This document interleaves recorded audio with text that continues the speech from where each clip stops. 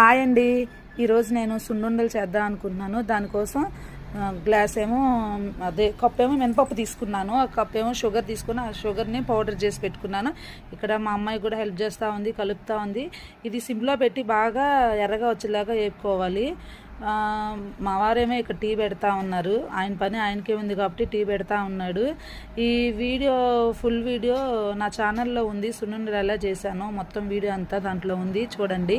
Please చూసినాక like చేసి subscribe చేయండి. ఎలా చేశానో కామెంట్లో కూడా చెప్పండి. ఇక్కడ మా ఆయన టీ పెట్టడానికి రోజు నేనే పెట్టాలి అంటున్నాడు.